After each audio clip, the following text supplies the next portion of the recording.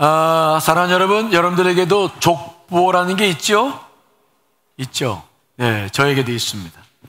저는 족보를 보면 영민씨 이밤공파 32대세입니다. 지금은 우리가 자식소개할 때 족보를 언급하는 일은 거의 없죠. 그러나 얼마 전까지만 해도 우리 집안은 어떻습니다, 이렇게 말하는 이들이 많았고요. 요즘에도 가문을 중시하시는 분들은 자기 후손들에게 자기 집안의 뿌리를 강조할 때가 많습니다. 그런데 유대인들도 족보를 굉장히 소중히 여겼어요. 그래서 성경을 보면, 구약 성경을 보면 많은 인물의 족보가 소개되어 있죠. 창세기 5장 1절부터 보면은 아담의 족보가 나오죠. 창세기 10장 1절부터는 노아의 세 아들 족보가 나오고, 창세기 11장 10절부터는 셈의 족보와 데라의 족보가 나옵니다. 특별히 이스라엘 역사를 우리가 보다 보면은 이들이 족보를 중시 여기던 때가 있었어요. 그때는 언제였느냐? 남유다가 바벨론에 의해서 멸망하고 70년 동안 포로 생활을 했을 때부터 유대인들은 족보를 굉장히 소중히 여겼죠. 왜냐하면 그들이 바벨론으로 포로가 잡혀갔을 때에 거기에 많은 민족들과 섞여 살면서 이스라엘 민족들이 다른 민족들과 혼인하면서 살게 되었어요. 유대인의 정통성을 고수하던 유대인들은 이 점을 매우 수치스럽게 여겼고, 그때부터 자신들이 유대인의 순수한 혈통임을 알리기 위해서 족보를 만들고 족보에 아주 귀한 시간들을 이제 썼던 것을 보게 됩니다. 특별히 누군가가 사회적인 지위와 신분이 높은 위치에 차지하려면 족보로 자신이 순수한 유대 혈통임을 증명을 해야만 했습니다. 따라서 그들에게는 족보가 대단히 중요했고, 예수님 당시에도 그래서 족보가 아주 중요했습니다. 족보가 그 사람의 신원에 있어서 대단히 중요한 영향을 미쳤기 때문이죠. 그런데 이 마태복음은 사복음서 가운데 주로 유대인 그리스도, 즉 히브리인 중에서 그리스도인이 된 사람들을 위해 쓰여진 책이 이 마태복음입니다. 그래서 이 마태는 마태복음서를 기록할 때에 예수 그리스도의 혈통, 그분의 족보가 어느 족보인지를 먼저 밝히면서 예수 그리스도가 바로 다윗의 왕족에서 나온다고 말씀하셨던 바로 그 다윗의 혈통임을 밝히고 있는 것입니다. 그래서 우리가 이 마태복음의 이 족보를 보는 것은 중요한 의미가 있어요. 이 속에는 우리 인간의 역사 속에서 담겨 있는 많은 것들이 담겨 있고, 예수 그리스도가 누구신지 왜 오셨는지가 명확하게 이 족보 속에 담겨 있어요. 그런데 우리가 이런 족보의 뜻을 잘 알지 못하면 특별히 연말에 연초가 되면은 성경을 읽으려고 구약은 너무 길고 신약부터 읽어보자. 그리고 마태복음을 딱 펼쳤는데 마태복음에서부터 정말 보도 듣도 못한 이름들이 막 나오고, 읽으려니까 막 이상한 발음도 나오고, 이거 왜 남의 나라 족보인데 이거 내가 읽어야 되나, 그런 생각도 들어서 성경을 읽을 때 어려움을 겪으신 분들도 혹 있을 거예요. 그러나 이 족보 속에는 예수 그리스도의 뿌리가 담겨 있죠. 그래서 성탄을 앞두고 예수 그리스도의 족보를 우리가 살펴보는 것은 대단히 중요한 의미가 있어요. 오늘 예수님의 족보를 통해서 그분이 누구신가, 우리가 누군가 다시 한번 확인하는 귀한 시간 될 수 있기를 간절히 축원합니다. 자, 예수님의 족보가 어떻게 시작합니까? 1장 1절 한번 읽어보겠습니다. 시작. 아브라함과 다윗의 자손 예수 그리스도의 계보라. 자, 이 말씀을 보면 예수님이 아브라함과 다윗의 자손이라고 나와요. 아브라함은 믿음의 조상이잖아요. 다윗은 한참 후에 나온 사람인데 왜 다윗의 이름까지 거론되고 있나? 그것은 하나님께서 다윗의 혈통을 통해서 메시아가 이 땅에 태어날 것을 약속하셨기 때문에, 그리고 예수님께서 그 혈통을 통해서 태어나셨기 때문에 오늘 아브라함과 다윗의 계보다라고 소개하고 있어요. 그런데 오늘 마태는 이런 예수님의 족보를 소개할 때 14대로 다 나누어서 세밀하게 구분을 하고 그 다음에 그 14대로 세 부분으로 우리들에게 소개하고 있죠. 치밀하게 족보를 이제 우리에게 구성했는데 왜 그렇게 족보를 구성했는지 자 1장 17절 말씀 한번 읽어보겠습니다. 시작. 그런즉 모든 대수가 아브라함부터 다윗까지 14대요 다윗부터 바벨론으로 사로잡혀 갈 때까지 14대요 바벨론으로 사로잡혀간 후부터 그리스도까지 14대더라. 아멘. 14라는 숫자는 7을 2번 하는 완전수입니다. 그래서 마태는 족보를 구성할 때 14대로 시대를 구분했는데 그 시대마다 구원사에 있어서 중요한 기점들을 이제 기점들이었던 것을 우리가 보게 되고 마태도 그것을 발견했죠. 그래서 첫 번째 이 14대가 아브라함부터 다윗까지예요. 다시 말하면 이스라엘 백성들, 즉 하나님께서 자기 백성들을 삼으시고 성전, 즉 성막까지 성전 짓기 전까지의 구원의 역사가 이 속에 담겨 있죠. 그 다음부터는 다윗서부터 바벨론 포로기까지 14대죠. 성전이 더럽혀졌어요. 우상 숭배됐죠. 그래서 철저하게 하나님께서 자기의 성전을 파괴시키시고 바벨론에 70년 동안 포로 생활을 시키는 그 가슴 아픈, 그래서 이 일로 말미암아 구원의 방법이 유대인을 통해서가 아니라 이제는 예수 그리스도를 통해서 전 인류를 구원시키려고 하시는 하나님의 세 번째 계획이 등장하는 역사가 시작되죠. 세 번째는 바벨론 유배로부터 인류의 구세주이신 예수 그리스도의 실현까지가 세 부분으로 기록되어져 있어요. 즉 완전하게 14대로 구분하면서 그때그때마다 인류 구원의 역사가 담겨져 있고 마침내 예수 그리스도가 이 땅에 왜 오셔야 되는지를 설명하고 있는 것이 이 족보의 내용인 것입니다. 그런데 마태가 기록한 족보에 보면은 두 가지 특성이 있는데 먼저 첫 번째 중요한 특성이 하나가 있어요. 그것은 뭐냐? 일반 족보를 보면 누가 언제 태어나서 언제 죽었고 라는 기록이 계속되고 있어요. 그런데 예수님께서 태어나신 이 족보를 보면 그런 말이 없다는 것을 여러분들이 알게 될 텐데요. 자, 먼저 성경에 기록되고 있는 아담의 계보 창세기 5장 3절 7절 말씀을 한번 읽어보겠습니다. 시작. 아담은 130세에 자기의 모양 곧 자기의 형상과 같은 아들을 낳아 이름을 셋이라 하였고 아담은 셋을 낳은 후 800년을 지내며 자녀들을 낳았으며 그는 930세를 살고 죽었더라. 셋은 105세에 에노스를 낳았고 에노스를 낳은 후 807년을 지내며 자녀들을 낳았으며 그는 912세를 살고 죽었더라. 네, 아담의 족보에 나오는 분들 보면 정말 오래 살았어요. 그렇죠? 아담이 몇 년 살았다고요? 900? 어휴. 여러분 930년 살고 싶어요? 우리가 100세를 세대를 지금 살고 있는데 정말 병 없이 행복하게 100살 살면 뭐 그것도 기쁨이겠죠. 그렇죠? 그렇죠? 근데 나이 드신 우리 권사님들, 장로님들 말씀 들어보면은 나 오래 살고 싶지 않아요. 빨리 가고 싶어요. 근데 930세, 와, 정말 대단합니다. 근데 이 아담의 족보를 계보를 보면 아담이 셋을 낳고 800년을 지내면서 살았는데 결국 930세를 살았다. 그러나 아담은 결국 뭐 했다는 겁니까? 죽었더라. 그렇게 기록되고 있잖아요. 930년을 살았든 1000년을 살았든 죽었어. 아담의 계보에 나온 사람은 죽었어요.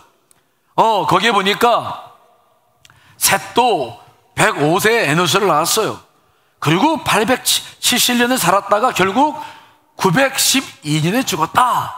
셋도 오래 살았어요. 아담의 아들 셋도 오래 살았는데 결국은 뭐 했다는 겁니까? 죽었더라. 이게 일반 족보예요. 성경에 나와 있는 일반 족보, 또 우리가 가지고 있는 족보에도 마찬가지죠. 그런데 예수님의 족보를 보면 아담과는 아주 다른 모습이 있어요. 죄송합니다. 아담의 족보는 아무리 900년 살았던 800년 살았던 다 죽었는데 예수님의 족보에는 누가 누구를 낳았고 누구를 누가 낳았다라고만 기록되고 있지 죽음에 대한 기록이 없어요. 자, 다 같이 마태복음 1장 1절로 3절 읽어보겠습니다. 시작. 아브라함과 다윗의 자손 예수 그리스도의 계보라. 아브라함이 이삭을 낳고 이삭은 야곱을 낳고 야곱은 유다와 그의 형제들을 낳고 유다는 다말에게서 베레스와 세라를 낳고 베레스는 헤스론을 낳고 헤스론은 람을 낳고 15절 16절 엘리옷은 엘르아살을 낳고 엘르아살은 mat단을 낳고 mat단은 야곱을 낳고 야곱은 마리아의 남편 요셉을 낳았으니 마리아에게서 그리스도라 칭하는 예수가 나시니라. 아멘. 예수님은 족보를 보십시오. 이 족보에 누가 죽었단 말이 있습니까? 없습니까? 없어요. 누가 낳고 낳긴 낳았는데 죽진 않아. 이게 예수 그리스도의 족보예요. 왜 이렇게 기록했을까? 여기에 중요한 의미가 있죠. 우리가 로마서 5장에도 나와 있습니다만은 아담을 통해서 이 세상에 죽음이 들어왔기 때문에 아담의 계보 안에 들어있는 사람들은 다 죽어요. 그러나 예수 그리스도를 통해서 생명이 들어왔기 때문에 예수 그리스도로 형성된 가문은 죽음이 없는 거예요. 자, 여러분 로마서 5장 17절 말씀 읽어보겠습니다. 시작. 한 사람의 범죄로 말미암아 사망이 그 한 사람을 통하여 왕노릇하였은즉 더욱 은혜와 의의 선물을 넘치게 받는 자들은 한 분 예수 그리스도를 통하여 생명 안에서 왕노릇하리로다. 아멘. 성경에 많은 족보가 기록되고 있지만 신약시대에 와서 두 가지 족보로 딱 정리가 됩니다. 성경에는 오직 두 가지 족보밖에 없어요. 첫 번째 족보는 뭐냐? 아담의 족보죠. 아담으로 시작되어진 사망의 족보, 아담의 죄가 유전됨으로 말미암아 태어난 모든 사람들이 겪는 죄의 족보죠. 사망이 그 한 사람을 통하여 왕노릇하였다. 아담의 후손들은 죄를 짓고 용서받지 못하기 때문에 지옥으로 들어갈 수밖에 없는 사람들, 아담의 족보는 그래서 죽음의 기록이 되어져 있어요. 그러나 예수 그리스도를 믿고 구원받아 하나님의 자녀가 된 사람들에게는 죽음이 없어요. 왜요? 생명이 왕노릇하는 줄 믿습니다. 때문에 예수 그리스도를 믿어서 구원을 받아 예수의 족보에 든 사람에게는 죽음이 있을 수 없어요. 물론 우리도 죽죠. 육체의 죽음이 있습니다. 그러나 그 죽음은 영원한 죽음으로 들어가는 관문입니다. 우리의 영혼은 죽지 않을 줄 분명히 믿습니다. 때문에 예수님의 족보 안에 들어가 있는 사람들에게는 죽음을 기록할 이유가 없는 거예요. 지금은 예수 그리스도 십자가의 부활과 승천을 이후에 지금은 그 족보 안에 들어와 있는 사람들의 네 번째 족보가 기록되고 있는, 예수님의 재림 때까지 마지막 족보가 기록되고 있는 시간인데, 여러분 믿으십시오. 우리에게도 죽음이 없는 줄 분명히 믿습니다. 왜 그러냐? 예수 그리스도 안에 있기 때문에 그래요. 이것이 그리스도인이 누리는 가장 큰 은혜요 축복입니다. 제가 요즘 마지막 인생을 보내고 있는 교우 몇 분이 계세요.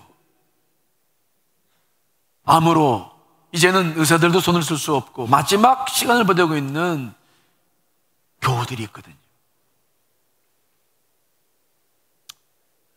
어제는 전화를 걸어서, 신방할 수 없어서 전화를 걸어서 어떠냐고 그랬더니 목사님 고통스럽습니다. 몰핀이 아니면 견딜 수가 없는 거예요. 근데 그 권사님은 그러시더라고요. 그래도 목사님 천국이 있지 않습니까? 정말 은혜 받았어요. 죽음의 순간에도 천국을 바라보는 거예요. 영원한 생명이 있다는 거 여러분 믿으시기를 간절히 축원합니다. 정말 기쁨이 아닙니까? 얼마 전까지만 해도 흑사병은 정말 무서운 전염병이었죠. 일단 이 병에 걸리면 온 마을 전체가 다 죽어갔습니다. 지금부터 약 350년 전인 1665년에 영국의 흑사병이 퍼져 런던에만 무려 10만여 명이 죽었어요. 한 주에 7,000명 이상이 목숨을 잃은 것입니다. 무섭게 퍼져나가던 흑사병은 영국 북부 세필드의 이웃 마을인 아이엄이라고 하는 조그마한 마을까지 번졌어요. 그 런던에 있던 흑사병이 이 아이엄이라는 조그만 마을에 번진 이유는 그 아이엄에서 재단사로 일했던 조지 피커스라는 사람이 옷을 런던에 주문했다가 소포로 받았어요. 그래서 그 소포를 뜯었는데 그 소포 속에 흑사병균이 묻어져 있는 벼룩들이 거기서 살고 있었어요. 그것들이 튀어나와가지고 온 집안으로 흩어졌는데, 그래서 조지 피커스는 나흘 만에 죽었고 마을 전체가 다 흑사병에 걸렸어요. 그러자 정부에서는 그 아이엄을 다 통제하고 차단하고 다닐 수 없게 만들었어요. 이제 그 아이엄 사람들은 그 마을에 고립되어서 비참하게 죽고 갈 수밖에 없었어요. 그렇게 그 아이엄이란 마을을 그렇게 고립시켜가지고 1년이 지났어요. 이제 사람들은, 아이엄에 살고 있는 사람들은 다 죽었을 것이다 라고 1년 후에 사람들을 보냈는데, 글쎄 그 아이엄이란 마을에 가보니까 뜻밖의 그 사람들 가운데 절반이나 되는 사람들이 살아있는 거예요. 놀랬죠. 이게 무슨 일인가? 어떤 여자는 자기 남편과 6명의 아이를 묻었는데 이 여인은 살았고 죽은 시신을 묻는 어떤 장의사 한 사람은 그 수백 구의 시신을 묻었는데 살아있어요. 이해가 되지 않는 일이었죠. 그래서 이제 의사들과 생물학자들이 들어가서 조사를 했는데 거기에서 놀라운 한 가지 사실을 발견했는데, 어떻게 된 일이냐? 비결은 살아있는 사람들의 혈통에 있었어요. 그들의 피 속에는 흑사병균을 막아주는 향균이 이미 있었던 것입니다. 그래서 그들이 살아났다는 것입니다. 놀라운 역사죠. 여러분, 우리가 이런 얘기 하는 이유는 무엇입니까? 예수 그리스도 십자가를 믿고 세례받은 여러분들에게도 그러한 생명의 DNA가 있다는 사실을 믿으시기를 간절히 축원합니다. 우리는 영혼의 흑사병인 죄의 세를 물칠 수 있는 함체를 이미 가지고 있어요. 비록 이 땅에서도 우리가 눈을 감으나 십자가 보혈이 흐르는 우리는 영원한 생명을 이미 얻은 줄 믿습니다. 이것을 믿는 것이 우리의 믿음입니다. 아담으로부터 시작된 죄는 무서운 병균에 감염되어서 그에 속한 모든 사람들이 죽어가지만 십자가의 보혈을 믿는 모든 사람들에게는 영원한 죄로부터 해방되어져서 영원한 생명을 얻게 되는 줄 믿습니다. 때문에 예수 그리스도의 족보 안에 들어와 있는 순간부터 죄라는 죽음의 병균에 대해서 우리는 항체를 가지고 있어요. 그래서 지금도 우리는 죄와 싸우고 있지 않습니까? 세상 사람들은 죄가 뭔지도 모르고 죄를 짓고 살지만 우리는 죄를 지을 때는 지을 수밖에 없지만, 그러나 얼마나 많이 고민하고 죄 때문에 우리가 아등바등하며 살아갑니까? 이 사실 자체가 무엇입니까? 여러분들 안에 죄를 이기는 DNA가 있기 때문인 것입니다. 죄를 지켜서 살 수 없기 때문인 것입니다.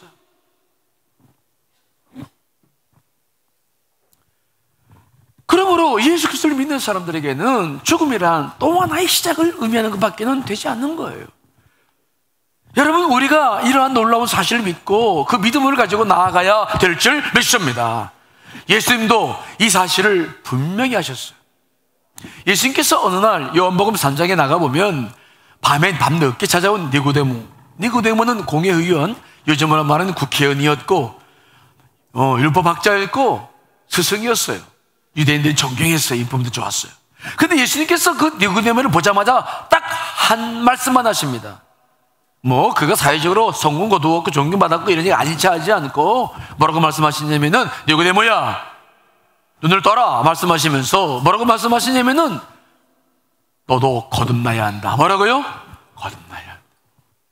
네가 아무리 사회적으로 성공하고 존경받아도 구약을 많이 알아도 나를 믿고 거듭나지 않으면 아무 쓸모가 없느니라. 하늘나라에 들어갈 수가 없다. 거듭나야 한다. 아주 단도직입적으로 예수님께서 분명히 말씀하시는 거예요.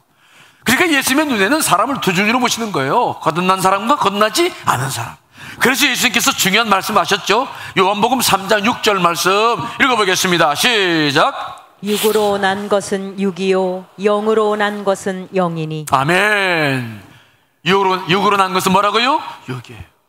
아담에게서 난 사람들은 그냥 죄인입니다. 그 사람들은 죽음이에요. 죄 문제 해결하지 못했어. 육으로 난 건 육이요.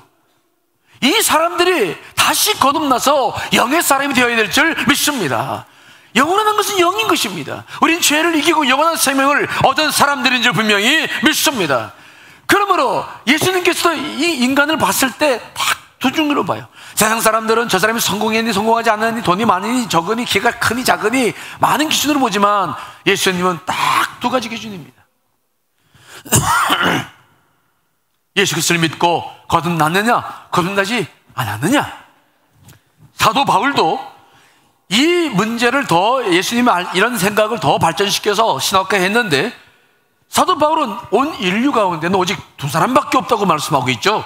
자, 고린도전서 15장 47절 읽어보겠습니다. 시작. 첫사람 아담은 땅에서 흙으로 빚어졌지만 둘째 사람 예수님은 하늘에서 오셨습니다. 아멘. 두 사람이 있다는 거예요. 첫사람은 땅에서 흙으로 빚어진 아담입니다. 그러나 두 번째 사람이 있습니다. 이분은 하늘로부터 오신 예수 그리스도인지 분명히 믿습니다. 그러나 근본이 다르는 거예요.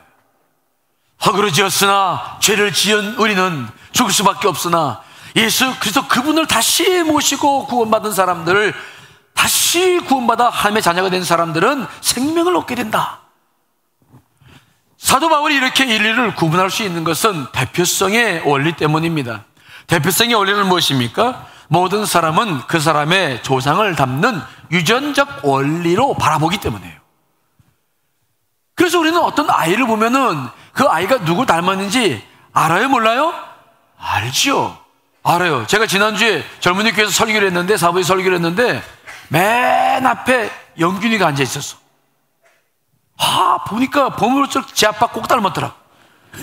그래서 설교하는데 내내 영균아, 야, 또 그런 말을 못하고 참 너 네 아빠 좀 속 빼다 닮았구나. 젊은이들께서 설교를 하면 우리 자녀들 얼굴 보면 엄마 아빠 생각이 나. 아이고 네가 누구구나. 그래서 대충 알아요. 한나야, 너 이한나지? 너 누구 닮았어? 대표성이 원리예요. 그래서 사도 바울은 이 인류 전체가 수십억, 70억 명이 넘는 사람이 살고 있지만은 딱 두 사람, 또 그 밑에 있는 계보로 정확하게 이해를 하는 거예요.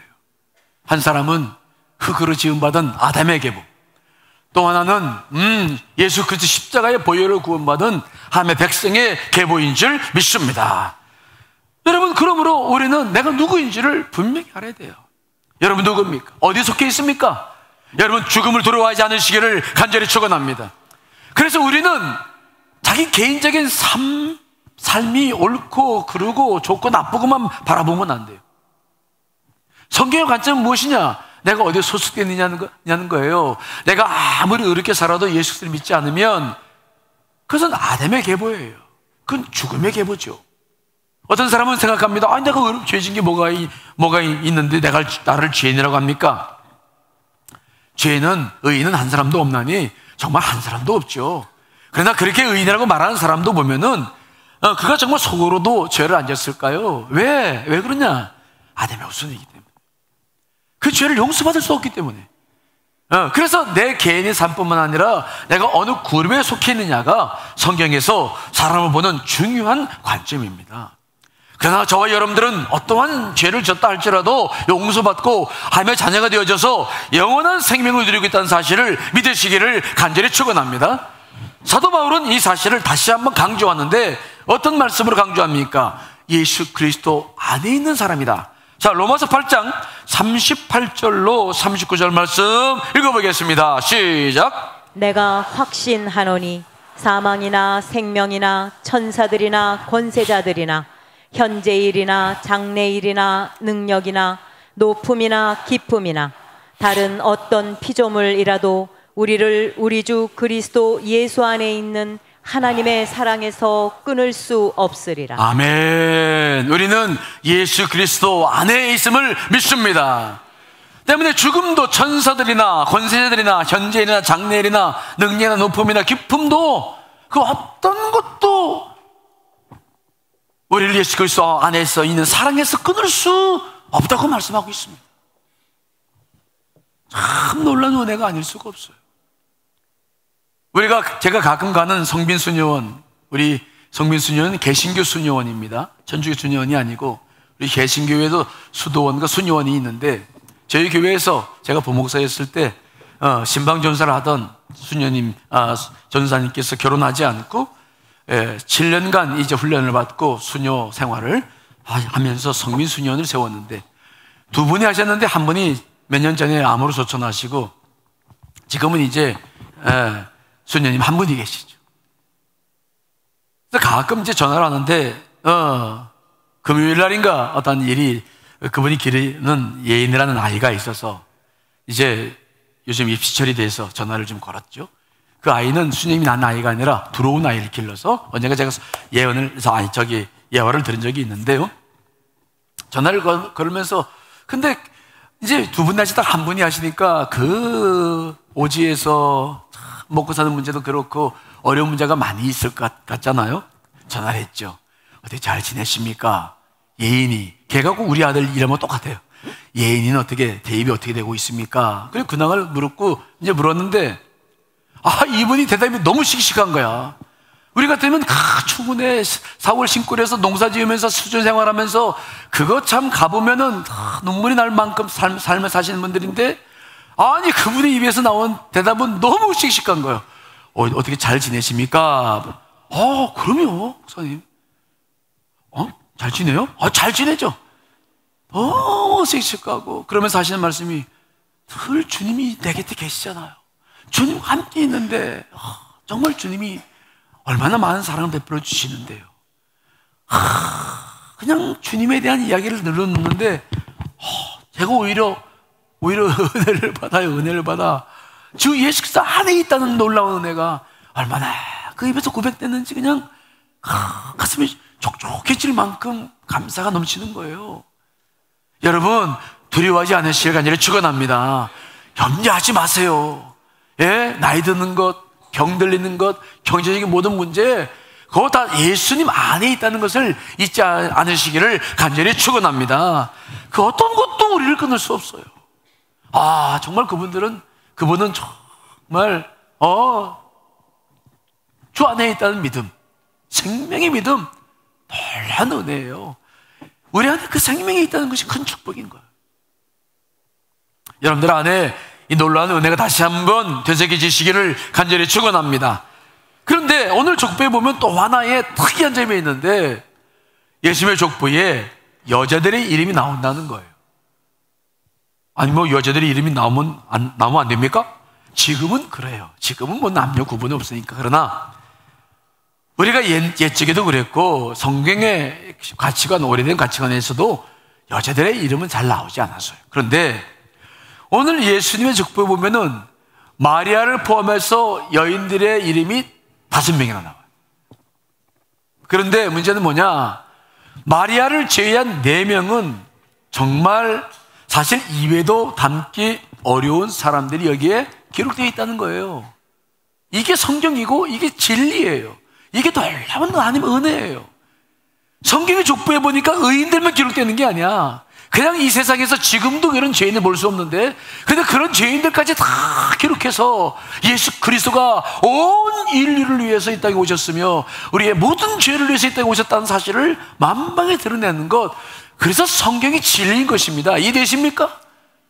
우리가 어떤 유인전에 읽어보면은 어떤 유인전에는 나쁜 얘기는 하나도 없잖아. 근데 성경에는 정말 인생 그대로가 드러나고 있는데, 사실 지금도 이렇게 사는 사람들이 없을 만한 사람들인데도 그런 사람들까지 다 기록되고 있어. 그 사람들이 예수 그리스도의 조상입니다. 와, 하나님의 이 넓은 사랑과 관대함, 정말 우리는 이 사랑 앞에 뭐라고 말씀을 드릴 수가 없죠. 먼저 이 4명 중 우리아의 아내를 뺀 나머지 셋은 확실히 이방이네요. 다말은 아람인이었고 라합은 가나안인이었고 룻은 모압 여인이었어. 사실 밧세바 우리아의 아내도 그의 남편이 햇사람 우리아라고 기록되어 있으니까 히타이트족 세계사에서는. 그러니까 이 사람은 이방인이죠. 유다인 여자는 절대로 이방인 남자와 결혼하지 않아요. 그렇다고 본다면 우리아도 어쩌면 이방 여인인지 몰라. 그러면 마리아를 제외한 4명의 전체가 다 이방 여인입니다. 구약에서 유대의 정통에서 본다면 있을 수 없는 일인데 예수님은 이런 이들을 자기의 조상으로 세우셨죠. 특별히 더 나아가서 이 여인들의 신분을 보면은 윤리적으로 오늘 설교 시간에 이게 입으로 말할 수조차도 없는 이야기들이 기록되고 있는데 그 사람들이 바로 예수 그리스도의 조상이라는 것입니다. 다말은 누굽니까? 야곱의 아들인 며느리, 유다의 며느리였어. 근데 며느리가 시아버지와 관계를 해가지고 아들을 낳았어요. 그 사람이 이름도 기록되고 있어요. 이게 있을 수 있는 일입니까? 물론 여기에는 특별한 사유가 있었어요. 다말은 남편이 자식을 남기지 못하고 죽자 그 레위법 사회보장제도가 하나 있었는데 그 제도는 무엇입니까? 남편이 특별히 장자였을 때 아들을 낳고 죽었으면은 그 다음 아들이 들어가서 형의 계보를 잇게 되어 있었죠. 이게 사회보장제도 가운데 하나였어요. 그래서 오난이 다말에게 들어가서 이제 자식을 낳아서 형의 대를 이어줘야 되는데 다말이 가만히 보니까 아니 형수와 관계를 맺어서 자식을 낳으면 자기 자식이 안 돼. 그러니까 이런 말을 저기 전에 해야 되는지 모르겠네. 그래도 어떻게 해야지 뭐. 관계를 맺는데 사정을 밖에다가 했어요. 밖에다가. 그래서 하나님께서 진노하셔가지고 오난을 죽여요. 그러니까 이제 셋째가 들어가서 그 장자를 이어가야 되는데 유다가 봤을 때 셋째 아들도 죽으면 이게 큰 문제가 생기거든. 그러니까 그 사회 제도, 하나님께 정하신 제도를 따르지 않으려고 이 유다가 마음을 먹었어. 다말이 며느리가 그 사실을 알고는 아니 글쎄 성전 창녀로 변장을 하고서는 유다와 관계를 맺어가지고 아들을 낳아서 계보를 이었는데 글쎄 그 여인까지도 유다인의 족보에 들어온 거예요. 아유 정말 어렵죠. 그렇죠? 근데 이 인류 역사를 그대로 예수님께서 인간의 모든 죄를 품고 있는 거예요. 다말은 신전 창녀로 변장을 했는데 거기 나와 있는 가나안 여인 라합은 진짜 창녀였어요. 라합은 여호수아가 보낸 2명의 이스라엘 첩자를 숨겨주고 구원을 받았는데 그때 주막을 운영했던 창녀가 라합이었어요. 그 라합이 살몬과 결혼해서 바로 룻의 남편이 된 보아스를 낳았으니 참 이 또한 기구한 인생이죠. 성경은 숨기지 않습니다. 또 우리아의 아내 밧세바는 어떻습니까? 유부녀였지 않습니까? 남편이 아닌 다른 남자 곧 다윗의 욕망의 희생물이 되었고 그가 아들을 낳았는데 그 아들이 글쎄 솔로몬입니다. 마태는 분명히 우리아의 아내가 밧세바라는 사실을 알고 있었어. 하지만 성경에 기록할 때 밧세바라는 이름 대신에 우리아의 아내라고 적음으로써 다윗이 남의 아내를 범했음을 강조했고 그 족보 속에서 예수 그리스도가 나왔다는 것을 우리들에게 그대로 드러내고 있는 거예요.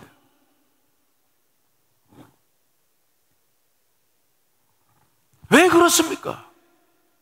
그만큼 예수님은 죄 속에서 이 땅에 우리를 구원하시러 오신 분임을 드러내고 있는 줄 분명히 믿습니다. 의라고 가장하지 않아요. 예수 그리스도는 이 땅에 오신 것이 죄의 문제를 해결하기 위해서 오셨어. 그러나 아무리 의인 다윗도 그렇게 살지를 못했습니다. 성경 그것을 숨기지 않아요. 그걸 그대로 드러내면서 그 문제를 예수를 통해서 해결할 수 있는 기회를 허락해 주시는 줄 믿습니다. 그래서 이것이 예수의 족보예요.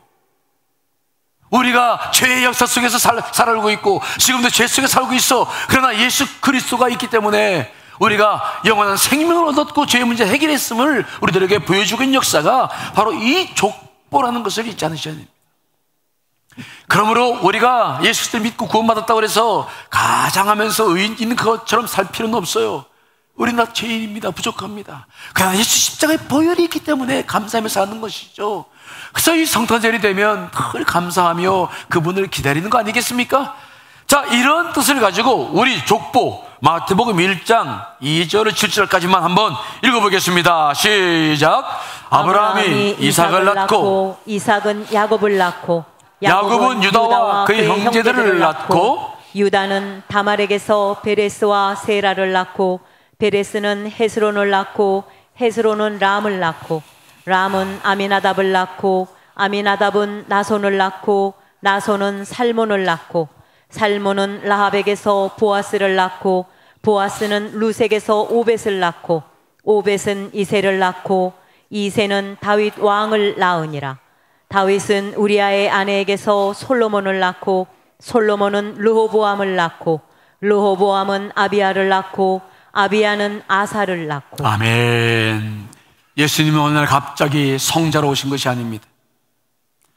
그분은 인류의 죄 역사 속에서 정말로 죄를 지은 인간들을 구원하시기 위해서 이 땅에 오신 하나님의 아들이신 줄 믿습니다. 그분은 모든 죄를 알고 계시고 그러나 모든 죄를 품을 수 있으시고 모든 죄를 용서하실 수 있는 분이십니다. 그분이 바로 이 땅에 오신 예수 그리스도, 우리의 생명 되신 그분이신 것입니다. 그분은 죄를 가장하지 않습니다. 그분은 죄를 감추지 않습니다. 우리가 얼마나 큰 죄인인 것을 그분이 이미 알고 계신 것입니다. 그러므로 여러분, 예수 그리스도 안에서 여러분 십자가의 보혈을 믿고 자유를 누리시기를 간절히 축원합니다. 사도 바울이 멋진 해석을 하고 있죠. 갈라디아서 3장 28절 읽어봅니다. 시작. 너희는 유대인이나 헬라인이나 종이나 자유인이나 남자나 여자나 다 그리스도 예수 안에서 하나이니라. 아멘. 유다인이라고 특별하지 않았습니다. 유다인이나 헬라인, 이방인이나 다 똑같았어요. 여러분, 남자나 여자나 다 동일한 죄인이요, 종이나 자유인이나 다 동일한 죄인들인데, 그러나 예수 그리스도 안에서는 구원받은 하나의 백성인 줄 믿습니다. 그러므로 예수 그리스도가 아니면 인간들의 그 죄와 선입견과 그 편견의 장벽을 무너뜨릴 수가 없었어요. 예수 그리스도가 오셔서 참으로 우리가 자유를 누리고 우리가 모든 신분이나 모든 편견에서부터 자유를 누리며 진정한 생명을 누리며 살게 된 줄 믿습니다. 우리는 그래서 그분을 구세주라 찬양하며 그분이 내 죄를 용서했음에 감사하며 이 나라 이 민족을 바라보며 이 죄악된 세상을 바라보며 그나마 예수 그리스도를 바라보며 소망을 갖는 거예요. 주님이 오셔서 아직도 그분을 모시지 못한 사람들에게 주님이 되어주실 때, 이 땅을 통치했을 때 하나님의 놀라운 은혜가 충만하게 될 줄 믿습니다. 여러분, 그분이 속히 오셔야 됩니다. 이제 우리는 재림을 바라보며 그분을 기다리고 있지만, 그러나 아직도 예수 그리스도가 우리 안에 깊이 오셔서 내 전차를 다 차지하지 못하고 있을 때 때문에 우리는 다시 한번 그분 앞에 서서 그분을 기다리는 거 아니겠습니까? 오, 주여 오셔서 이 땅의 화평과 기쁨을 허락해 주시고 소망을 허락해 주시고 인간의 모든 죄를 사해 주셔서 진정한 자유를 허락해 주시옵소서. 12월 우리는 그분을 기다리며 우리의 죄의 모든 문제를 주 앞에 내어놓고 또 나아갑니다. 주 예수 그리스도, 그분을 기다리는 이 12월 모든 죄의 문제를 주 안에서 해결하시며 진정한 자유와 기쁨을 누리신 여러분 되시기를 간절히 축원합니다.